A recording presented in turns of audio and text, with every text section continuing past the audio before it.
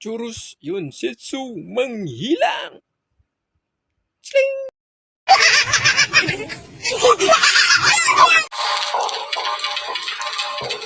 Halo guys, jumpa lagi bersama saya Satria Batang Hitam. Anjay. Kali ini saya akan mereview sebuah alur film menceritakan manusia yang jatuh cinta kepada vampir. Film diawali dengan diperlihatkan seorang laki-laki bernama Paolo. Dari wajahnya bisa ditebak guys kalau batang hitamnya panjang sekitar 25 cm. Paolo tekan. Wanita itu bernama Juna. Paolo mengajak Juna ke sebuah restoran. Di sana Juna curhat kalau dia punya penyakit kulit dan tidak boleh terkena sinar matahari. Oke, makasih Mbak Google atas bantuannya. Jadi saya ini sedang duet sama Mbak Google. Kemudian Paolo ini mengajak Juna ke sebuah restoran. Pulangnya Paolo ini mengajak pengencerotan, tapi si Juna ini menolaknya guys. Kemudian pada hari kedua dia datang lagi, cuma Juna ini mengunci pintunya dari dalam. Cuman karena sange, jadi Paolo ini mencium. Aduh bacot guys.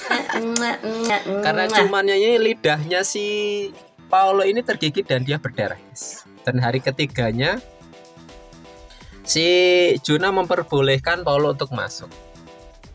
Kemudian dia menceritakan bahwa saya ini sebenarnya bukan manusia, saya ini adalah seorang vampir yang minum darah hewan untuk bertahan hidup. Si Paolo ini nggak percaya guys. Kemudian si Juna pun merantai dirinya, pasrah guys. Dan kemudian digenjot sama si Paolo. Sebuah adegan yang sangat kita tunggu-tunggu. Kemudian si Paolo pun melepaskan rantai tersebut dan dia menggenjot si Juna dengan tanpa paksaan guys. Dan di situ dia murni digigit lehernya dan 100% menjadi vampir. Memang disengaja. Ya, ini adalah pembantunya si Juna, namanya Irene. Pembantu yang ini manusia guys, sangat setia. Nah, kemudian mereka ditelepon adiknya yang bernama Mimi, adik Juna ini vampir juga guys. Mimi ini vampir, cuman dia minum darahnya manusia. Jadi ketika dia menyerupai manusia, diajak wik-wik kemudian dibunuh guys. Beda dengan si Juna yang hanya minum darah hewan. Kakak beradik cuman beda dalam nalurinya. Kemudian si Mimi ini meminta izin untuk 1 minggu tinggal di rumahnya Juna. Awalnya gantian aku Bang Batang Hitam. Oke. Kemudian Mimi pergi ke sebuah bar. Dia bertemu dengan seorang pria dan meminta pria itu untuk mencokot bibirnya. Kemudian mereka malah kikuk-kikuk. Dasar wanita egois. Setelah dia muncrat, pria itu malah dibunuh dan dihisap darahnya. Scene berpindah ke Juna yang ditelepon temannya yang bernama Senia. Dia diundang ke pesta vampir. Dan di sana mereka disuguhi minuman darah. Di sini si Mimi pun tanpa undangan dia datang guys. Dengan tanpa bra dia datang. Dengan semongko yang besar. Para vampir ini merapatkan bahwa kita harus bertahan hidup itu caranya gimana, sedangkan darah itu masih ilegal di negara ini, belum diizinkan oleh PBB. Ya omong-omong kosong, tapi belum ada cara untuk menemukan supaya darah itu bisa ilegal guys. Scene pun berpindah di tempatnya Juna. Si Mimi ini mengajak rombongan untuk pesta wik-wik guys. Ya Salome, satu lubang rame-rame. Anjay. Sedang hangat-hangatnya, sedang klimak-klimaknya, Juna sama Paolo datang guys. Kemudian dua temannya ini pulang guys. Tetapi di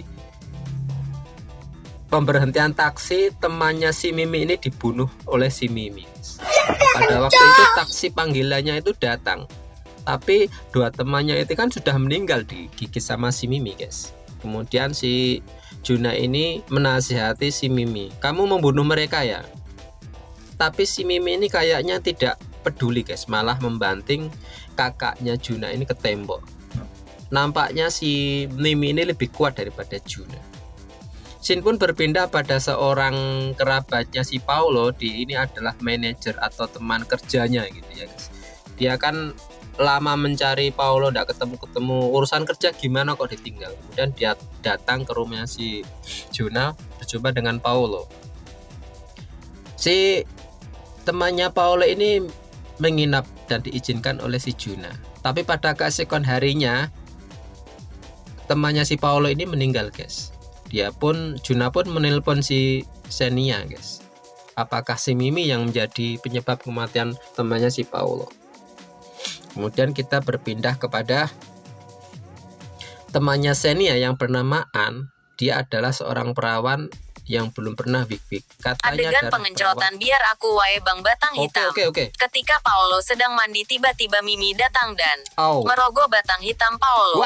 Sontak saja batang hitam Paulo meronta-ronta dan akhirnya menghunus ke apem Mimi. Anjay. Wah, dasar Mbak Google nggak pernah ngaji TPA ini ya guys ya. What the fuck? Kemudian ini sesinya datang sama si Aan ya guys ya. Aan ini adalah, saya ceritakan tadi kan, perawan, masih perawan. Jadi darahnya tuh masih enak-enaknya guys. Kemudian si Mimi ini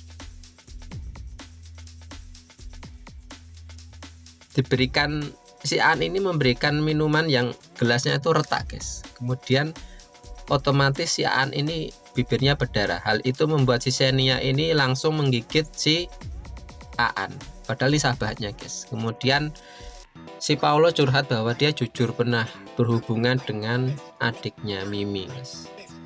Dengan patah hati si Juna pun memaafkan dan dia pun berterus terang bahwa dia juga yang membunuh temanmu yang direktur tadi ya guys ya.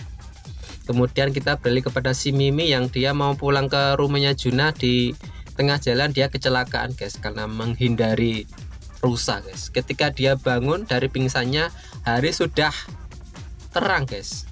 Hal itu membuat dia terbakar kulitnya. Ketika dia meminta tolong kepada Irene, pembantu Juna, si Irene ini malah mendiamkan saja guys, seolah-olah dia tahu karakter kebusukan si Mimi. Dengan melihat si Mimi terbakar guys, dia menikmati pemandangan tersebut. Dan di sini diperlihatkan si Juna dan si Paulo ini mau hijrah ke luar negeri, entah ke Arab Saudi atau ke Amerika yang aman dari kejaran polisi. Di sini kita diperlihatkan ada bungkusan tas kresek yang bergerak. Ya, ini bisa ditebak ini adalah tubuhnya si Mimi guys. Dan film pun usai. Oke guys, sampai di sini dulu guys ya film dari Satria Batang Hitam.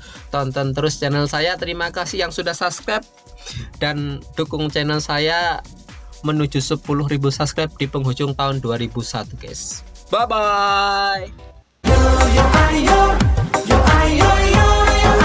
Ayo guys, bantu Satria Batang Hitam mencapai 10 juta subscribe.